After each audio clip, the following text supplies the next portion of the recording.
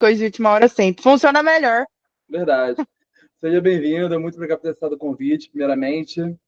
Obrigada a Vamos falar um você pouco pelo sobre, convite. vamos falar um pouco sobre profecia, mas Vamos, antes, para quem não conhece a carreira ainda, está chegando agora, né? claro. É, como foi a sua história na música? Como é que a música foi? Você que foi atrás da música? Foi a música que foi atrás de você? Como é que surgiu? Eu acho que foi um caminho de mão dupla, sabe? Eu fui atrás dela e ela veio atrás de mim, assim, bem pequenininha mesmo.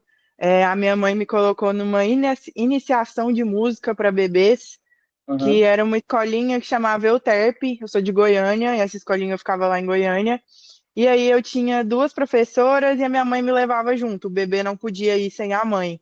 sim. E aí era uma aula de sonorização, colocavam músicas, e aí tinha uns instrumentinhos pequenininhos, uns brinquedos para bebê de música, e aí a criança podia ficar tocando e experimentando. Então, desde que eu nem me lembro, desde quando eu era nascida, assim, na barriga, minha mãe colocava muita música para eu ouvir, e eu bebê, eu tive essa iniciação musical. E Aham, aí depois eu fui sempre fazendo alguma coisa. Depois, quando eu tinha 5 anos, 5 para 6 anos, eu continuei nessa Euterpe, e aí a minha mãe e meu pai me falaram, ó, escolhe um instrumento para você aprender. A gente vai te colocar para fazer aula de algum instrumento. E aí eu comecei com o piano. Só que eu fiz algumas aulas de piano, umas duas, três aulas de piano, e o meu irmão escolheu o violão. Então eu tenho um irmão mais velho, e aí minha mãe e meu pai colocaram nós dois juntos. Você começou E logo, aí eu. né? Oi? Você começou logo com o mais difícil, né? Que foi o piano, né?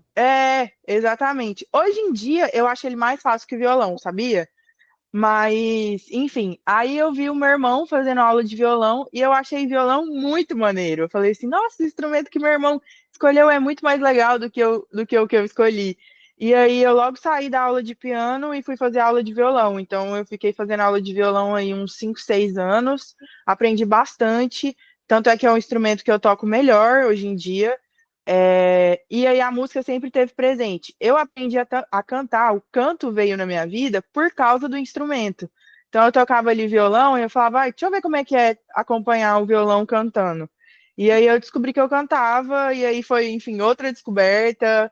Eu era super boa também para escrever, eu adorava escrever texto. Aula de redação na escola eu ia super bem. No Enem eu tirei 900 na minha redação, eu fui super bem. Aí eu falei assim, gente, eu vou tentar transpor esse meu dom e essa minha facilidade de escrever para compor, vamos ver se eu consigo. E Uhum, aí foi outra descoberta também. Então eu fui me descobrindo, sabe? Foi um processo gradual, assim. legal. E o interessante é que lá atrás a sua mãe já estava certa, né? Que você ia ser cantora, né? Que você tá com música. Aham. E Assim, a minha família me apoia demais hoje em dia, graças a Deus. No Brasil, em geral, a gente vem de uma criação, acho que a maioria das pessoas, que a gente acredita muito que, sei lá, engenharia, direito e medicina são as profissões que vão dar sucesso para a gente viver bem.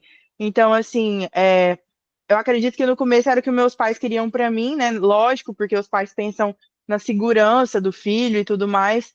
Mas assim que eu fui mostrando para eles que para mim não existe vida sem música, porque é óbvio que não vai existir vida sem música para mim. Desde criança eu vivo com isso, sabe? Então eu não consigo desvincular. Aí eles entenderam e super aceitaram e me apoiam demais. então esse curso que sua mãe te colocou, depois da musicalização, né? Ela Uhum. não tinha ainda a pretensão que você fosse levar aquilo como uma carreira, né? Não, não. Aquilo era uma atividade extracurricular que ela queria que eu fizesse, sabe? Aham, A minha mãe não gostava que eu e meu irmão, minha mãe e meu pai, né? Quando eu falo isso, eu falo dos dois, que eles são casados ainda. É, eles sempre acreditaram assim, eles não quiseram que nós fôssemos crianças sem atividades além da escola, porque eles queriam que a gente estivesse sempre em movimento. Então, o que eles pudessem dar para a gente de extra da escola, eles nos ajudavam com isso. E isso foi muito bom para mim agora como adulta, porque eu me vejo como uma adulta que está sempre em movimento, sabe? Eu não consigo ficar parada. sim, Então, isso foi muito, muito importante para o meu desenvolvimento. muito bacana. E a partir de que ponto você você sentiu assim que você via como uma diversão, como um hobby, e você passou a ver como um trabalho? Um trabalho. Qual essa linha que dividiu? Foi em São Paulo, foi depois de São Paulo. Eu sou de Goiânia, eu nasci em Goiânia, com 17 anos eu fui para São Paulo, eu fui fazer faculdade. Eu ainda segui nisso, disso que eu te falei, de uma criação mais rígida, que acredita nisso do diploma e etc. Então, eu fui para São Paulo, fiz direito, sou formada em direito, sou advogada, tenho AB, mas não exerço hoje em dia. E aí eu fui para São Paulo para estudar, trabalhar, trabalhei em um monte de lugar. Trabalhei em escritório, Procuradoria da Fazenda, multinacional, enfim, entrei nessa área do direito mesmo. Só que a música nunca saiu da minha vida. E até então ela era um hobby, né? Eu pegava, cantava nos eventos que tinha de amigos, meus aniversários todos eu dava um jeito de fazer um pocket show, tipo, qualquer oportunidade que eu via de cantar eu fazia, mas até então hobby. E aí lá em São Paulo eu tive muito contato com o pessoal da música, porque a arte lá é muito viva, né? São Paulo e Rio de Janeiro, a arte é muito viva. E eu tive um contato maior e uma liberdade maior, porque eu estava ali morando sozinha, então eu tive essa experiência de experimentar mais, né? E aí, com essa liberdade, eu fui me descobrindo, e nas ruas a música era muito viva, eu conheci diversos artistas, então, tendo esse contato com o artista, eu podia ver a realidade deles, e aí começou a puxar gatilhos em mim, de tipo assim, poxa, eu gostaria de viver essa realidade, sabe? Eu quero esse cotidiano. E isso foi ficando mais palpável e mais real para mim. E eu sempre tava ali em casa, pegando meu violão, cantando alguma coisa, enfim. Eu falei, cara, vou, sei lá, vou gravar. E aí eu comecei a gravar, postar alguns vídeos, e aí eu comecei a fazer cover com mais frequência. E aí nisso que eu fazia cover com mais frequência, eu saía e conhecia mais artistas. E aí essa minha paixão começou a se tornar uma obsessão e eu querer isso de verdade. Então, aí eu cheguei num momento que eu tava no quinto semestre de direito ou sexto semestre, eu estava mais para lá do que para cá, eu já estava mais finalizando o curso mesmo. Que eu virei e falei assim, tá, eu vou terminar o curso, porque eu sou do tipo de pessoa que começa as coisas e vai até o fim, eu não deixo nada pela metade, mas eu não quero isso. Já sei que eu não quero isso, porque tava ali, eu tava vendo aquela realidade artística muito profunda, assim, nas pessoas do meio. E eu tava muito encantada por isso. Aí eu falei, vamos tentar fazer isso dar certo. Aí eu fui mais presente nas redes sociais, postava 4 vezes por semana cover e comecei a ligar para uns amigos que eu tinha feito da arte, falava, ó, qual que é o rolê em São Paulo que vai a galera massa que eu posso conhecer e fazer networking? Não, quarta você vai nesse, quinta você vai nesse, sexta você vai nesse. E aí assim eu comecei a fazer. Quarta eu ia no Galeria, quinta eu ia no Amata, sexta eu ia em outro lugar, e aí eu fui fazendo pontes e networking e pessoas. Fui conhecendo um filmmaker ali, um cantor de cá, um compositor dali, um fotógrafo dali. E aí, quando eu reuni o máximo de pessoas que eu consegui conhecer, né, da área, eu falei, gente, vamos começar minha carreira? Vocês me ajudam a começar minha carreira? Eu tenho essa música aqui, vou para esse estúdio aqui, desse produtor que eu conheci no rolê tal. Você me ajuda? Aí eu cheguei pro filmmaker que ele chama Fernando, que eu conheci num rolê também. Você me ajuda a gravar meu clipe? Aí conheci uma estilista, você me ajuda a me vestir? E foi meio Foi que juntando nisso, a galera. sabe? Foi Uhum. juntando.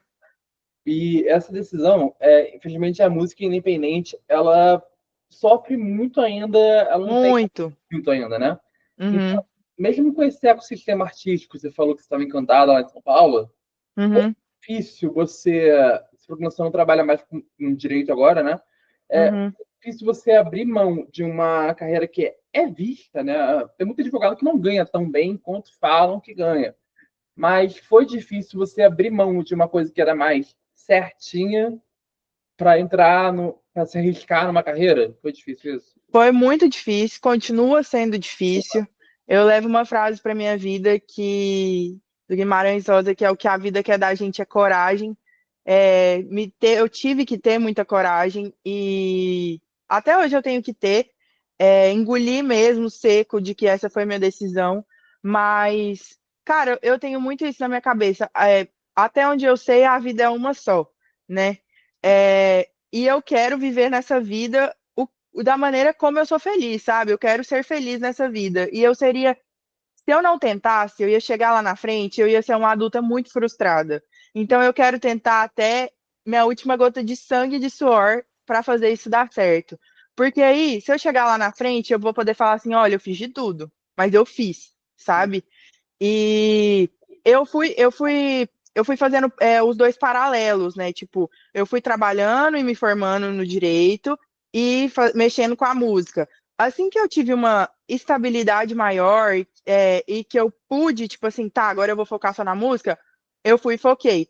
Então, mano, teve uma época que eu fazia faculdade, eu trabalhava, aí eu mexia com a música e eu estudava ainda. Então, tipo, de manhã e de tarde eu era a Giovana, que é meu nome real, e de noite, madrugada, eu era a Safi. Era uma loucura, assim. Mas assim que eu tive uma estabilidade maior pra falar assim, eu vou seguir só na música, ok, eu vou seguir só na música tipo assim, tô de peito aberto pra encarar essa minha decisão e as consequências dela, obviamente. Ser mulher de ter a coragem pra isso, sabe? É difícil, mas seria muito. É o difícil, eu falo, você tem os difíceis que você escolhe na vida. Eu poderia escolher pelo difícil de estar infeliz e fazendo uma coisa que eu não sou feliz e ser uma adulta frustrada, ou difícil de encarar o que eu sou feliz, enfrentar as dificuldades daquilo que eu sou feliz fazendo, e eu escolhi esse difícil, sabe? Esse outro difícil. Sim. Uma outra pergunta que eu vou ficar com essa curiosidade antes de a gente ir para a profecia em si, né? Por Aham. Saf, da onde que foi esse nome artístico? Então, eu não gostava muito de Giovanna, eu não achava que era um nome Aham. forte para artista, assim, sempre tive essa certeza. Ficava sempre devaneando, assim, gente, qual vai ser meu nome artístico? Qual vai ser meu nome artístico? E aí, cara, eu queria muito uma coisa que se relacionasse ao meu cabelo, porque eu sou ruiva natural e eu queria algo, tipo assim, que se remetesse a ruivo. Aí eu pesquisei um monte de maneira de traduzir o ruivo para várias línguas e nada ficava legal. Aí eu, tá, vou ter que matar essa ideia e vou ter que ir para outra ideia. Aí eu Aham. comecei a pesquisar nome de flor, nome de deusa, nome de cidade. Fui pesquisando na internet. Aí um dia eu falei, e se eu pesquisar nome de pedras preciosas, né? Aham. Aí eu pesquisei e tem a safira, né? A pedra safira, que é uma pedra azul. E azul é a minha cor favorita. Azul e verde são as minhas duas cores favoritas. Estou vestida das duas, inclusive. Já teve esse ponto que me chamou a atenção. E a safira, a tradução de safira, assim, é pedra pura, cristalina e preciosa. Aham. E é exatamente o que eu quero, o que eu sou como artista, o que eu quero trazer como artista. O cristalino e a pureza de ser fiel a mim mesma, sabe? De ser verdadeira comigo mesma. Aquilo que eu trago para o meu público são as minhas composições, daquilo que eu vivo, daquilo que eu sinto. Nada mais puro e cristalino que isso. E precioso porque eu acredito que eu sendo pura, cristalina, verdadeira, eu sou única, eu sou autêntica. Então, quando eu vi esse significado, eu fiquei muito mexida. Aí eu pesquisei, logo depois disso eu pesquisei no YouTube, no Spotify, se tinha algum artista com esse nome, e tinha artistas com esse nome, Safira. Aí eu falei, cara, e se eu abreviasse Safi? Aham. Legal, não tem ninguém que chama Safi no Brasil. Aí eu pensei em headlines de eventos, assim, é um nome fácil, fácil de falar, fácil de pegar, quatro letrinhas ali. É bonito também a estética do Safi, assim, as quatro letras, sabe? Pensei em todo esse rolê assim e escolhi o Safi. Gente, que bastidores para nome.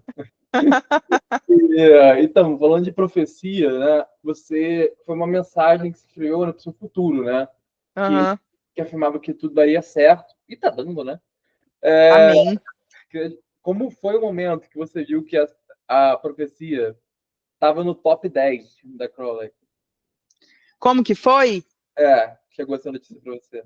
Bom, eu ainda não tinha aberto meu WhatsApp, porque a minha equipe já tinha mandado isso, os meninos que trabalham comigo.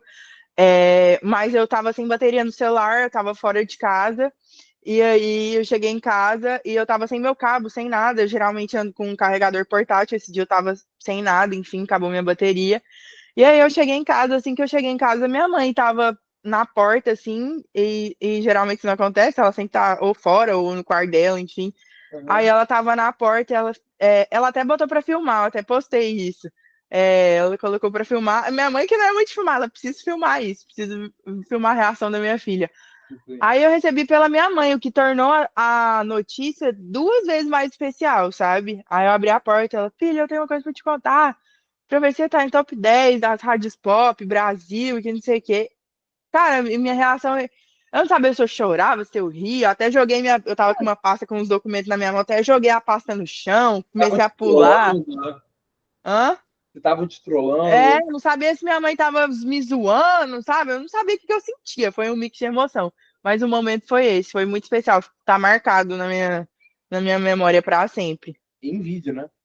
Em vídeo. Bom, você escreveu para você de uma forma íntima, né? Introspectiva. Aham. Apenas com violão, no sofá da casa, sofá de casa, né? Uhum. Como foi a história dessa música que ela chegou até você? Então, minhas composições são verdadeiramente minhas, assim, daquilo que eu vivo. E eu estava num momento um pouco decisivo na época de profecia, porque eu estava me formando, trabalhando numa multinacional e com a pretensão de ser efetivada nessa multinacional, né? E ao mesmo tempo fazendo covers na internet, já com uma base legal, de um pessoal me seguindo e curtindo o que eu estava fazendo, e já com uma base legal também de pessoas que eu conhecia do meio, então que me dava mais força ainda, né? Porque eu falo que tudo na vida é contato, assim, contatos podem te levar muito longe. Então eu tava com essas duas coisas que me davam força. Mas eu tava num momento decisivo no sentido de, tá, cara, o que que eu vou fazer? Tipo assim, eu vou pro direito ou eu vou pra minha carreira? O que que eu vou fazer?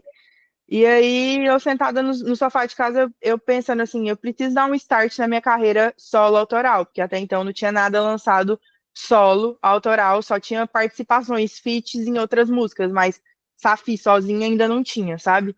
E aí eu pensei, eu preciso, a minha primeira música solo autoral, eu preciso ter algo a dizer.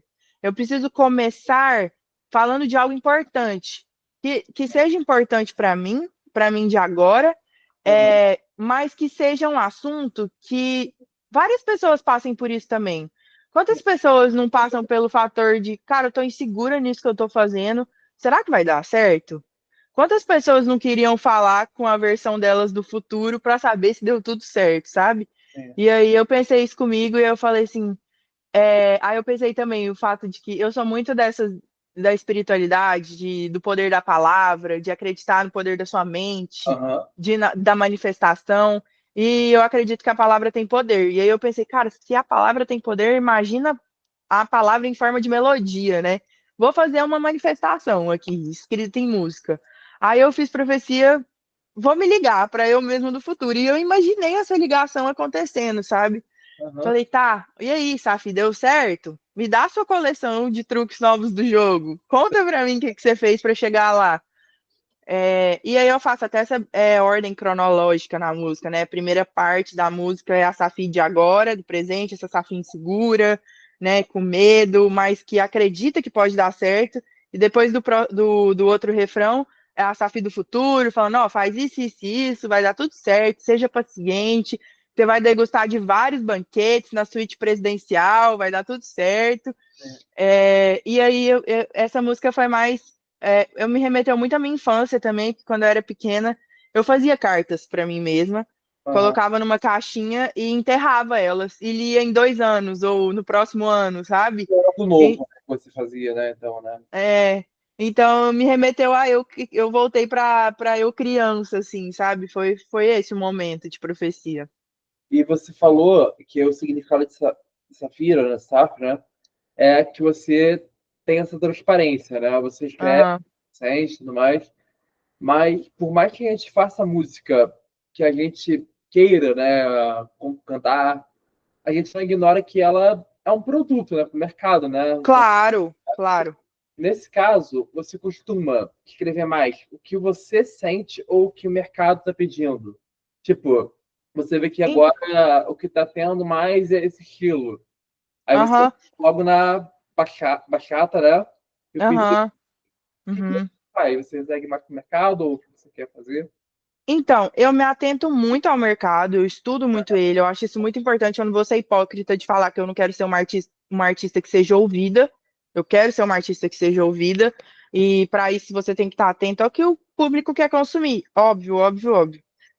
Eu tento ser verdadeira, na minha escrita, entende? A minha escrita é a minha verdade, mas na hora de produzir, na hora que eu vou para o estúdio, aí eu converso muito com o produtor, ó, o que que você acha disso? Você acha que isso conversa com a atualidade? Tanto é que Profecia, na semana eu tava escutando muito uma música que chama La Bachata, do Manuel Turizo. E Aham. essa música tava, tipo assim, top global, tava super em alta, e eu tava muito amarrada nesse estilo de produção. A Rosalía também faz muito isso, e o álbum dela tava super estourado na época.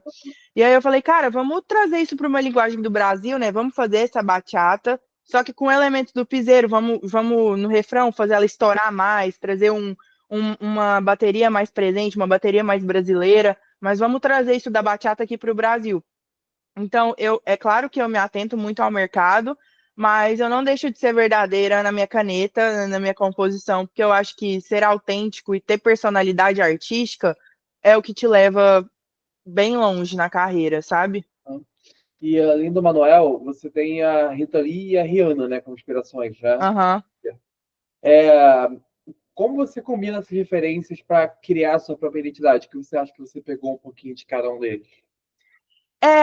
Eu acho que é muito do meu gosto pessoal. Tipo, as coisas que eu mais gosto nos artistas eu vou tentando pegar um pouquinho, sabe? Tem sempre algo num artista que eu gosto muito nele, eu falo, cara, isso é legal. Por exemplo, a Rihanna. Eu amo o timbre dela, que eu acho nosso timbre um pouco parecido, esse timbre forte, de voz de peito mesmo, uma voz mais grave, assim, eu amo, eu acho isso uma característica incrível nela, e eu amo a postura dela de eu sou uma mulher foda, foda, foda. Então, são duas características da Rihanna que eu amo e tento trazê-las na minha personalidade. A Rita Lee, eu amo que ela é ruiva, e eu também sou, então eu já me assemelho um pouco com ela por isso.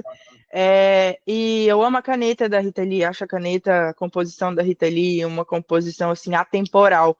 E eu tento trazer isso para as minhas músicas. Eu quero muito, quando eu falo quando eu estou no estúdio e falo de música, eu falo para os meus produtores, gente, eu só quero fazer músicas atemporais, sabe? Eu quero que as pessoas me escutem hoje e daqui 50 anos as pessoas me escutem e eu ainda esteja de acordo com aquele tempo, sabe? E a Aham. Rita Lee faz isso muito bem. Então, eu vou pegando as características que eu mais acho inteligentes e legais nos artistas e vou adaptando para mim mesma. Sim. E isso que você falou, a Profecia, então, foi o seu primeiro lançamento solo, né, como SAF, né? Foi. E acabou estourando, né? Acabou tendo um resultado muito bom. Mas cada música Uhum. que lança é meio que uma aposta, né? Será que vai dar certo, né? É, Vou gostar. O que que passou na sua cabeça quando você falou assim, cara, vou lançar meu primeiro projeto solo? Dá um nervoso? O que que você sente na hora? dá um mix de emoção, né? Eu sou uma pessoa muito ansiosa por si só, então atacou muito minha ansiedade. Eu tava tendo dificuldade para dormir, passando madrugada acordada. Você fica um pouco do medo de aceitação, né? Poxa, você quer que a galera que te consuma goste daquilo que você vai trazer, sabe? Porque é, entre aspas, fácil as pessoas gostarem ali dos meus covers, que eu já tô cantando aquilo que já deu certo, né? Mas e aquilo que eu vou trazer como Safi, né? Aí tem aquele ponto de interrogação enorme e aquele. Todo ser humano quer ser amado e quer ser aceito, né? Então, a gente vai estar mentindo que não, a gente quer ser amado, a gente quer ser aceito. Então tem aquele medo, sim, mas eu acho que eu falo, tem ouvido e tem público para tudo. As pessoas certas vão me achar e as pessoas que precisam ouvir o que eu tenho para falar, elas vão ouvir, sabe? E quanto mais eu me conecto com as pessoas certas, mais eu acho que eu estou no caminho certo. Então eu comecei a ficar mais tranquila com isso, porque eu acho que o artista mesmo vai ali criando o seu nicho, sabe? Você não tem que se preocupar em caber ali numa caixa hoje em dia. Graças a Deus, com a internet, com tudo, vários nichos estão sendo aceitos, a pluralidade é o que tem mais sido aceito por todos. Então, o artista vai ali abrindo o espaço dele, criando o próprio nicho dele, eu acho isso incrível. Legal. A gente chegou nas três últimas perguntas, são mais reflexivas. Uhum, Então, você nasceu em Goiânia, né? Foi radicado em São Paulo, né, desde 17 anos, né? E já uhum. encarou várias mudanças, como foi do direito para a música. Qual você acredita que foi o maior ensinamento que a sua carreira te deu até o momento? O que você aprendeu com a música? Você acha que foi? Resiliência e persistência. Cara, aquela vontade, a vontade, aquela primeira vontade que te dá, ela é muito forte, né? Só Aham. que vai acabando a energia dela com o tempo. E aí o que sobra é a disciplina e a persistência e o lembrar do qual foi o motivo daquela sua primeira vontade, sabe? Eu sempre me atento e me apego. Qual que foi o motivo da primeira vez que eu quis aquilo? Eu tento me voltar para aquele sentimento. Porque, de acordo com as dificuldades, eu falo, a carreira da música, eu acho que qualquer carreira, assim, na verdade, profissional, você vai passando de fase, né? Sim, sim. E no videogame, as próximas fases, elas nunca são mais fáceis. Elas sempre são mais difíceis e requer do jogador mais força, mais habilidade, mais técnica. Então, estar passando de fase, né, sempre, e evoluindo e andando para frente, me trouxe isso da persistência e da resiliência. Tem dia que eu tô cansada, que eu tô de saco cheio, que eu tô com medo, que parece que minhas forças acabaram, mas a disciplina me mantém, sabe? Então, o maior ensinamento da minha carreira, eu acho que sem dúvidas é esse, é ter persistência e resiliência mesmo. E onde é que você, em que momento você acha que esses dois elementos foram mais importantes para você? É, quando eu estava, hoje em dia eu tenho uma equipe, graças a Deus. Eu ainda sou uma artista independente, mas hoje em dia eu tenho uma equipe. Mas lá em São Paulo, no começo, em 2023, no começo, quando eu lancei Profecia em março de 2023, eu estava ali completamente sozinha. Eu fazia tudo, tudo, tudo, tudo, tudo. Óbvio que ninguém faz nada sozinho, né? Mas assim, por exemplo, eu contatei o filmmaker, a estilista, o maquiador, e aí eu ia todo, gente, vocês acreditam em mim? Ó, eu não posso pagar agora. Não posso pagar vocês agora. Vocês fazem o preço mínimo, mínimo, mínimo, mínimo de custo para mim e entra comigo nessa jogada e me ajudem. Inclusive, um beijo pro Fernando Tavares, Tainá Letícia, João, todo mundo que me ajudou muito nessa fase. E aí, de resto, cara, era tudo eu. Eu subindo minhas músicas sozinha, eu ligando para as pessoas, me ajuda com isso, deixa eu sair nessa página aqui, coloca eu nisso, coloca eu naquilo. E era um trabalho muito artesanal, que era eu à frente de tudo, 100%.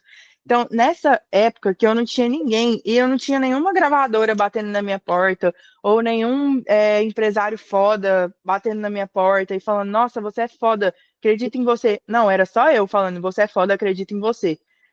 E às vezes a gente pode ser nosso maior inimigo, né? Então eu tinha que tirar a força de não sei nem da onde para acreditar que eu era foda e que eu podia chegar longe.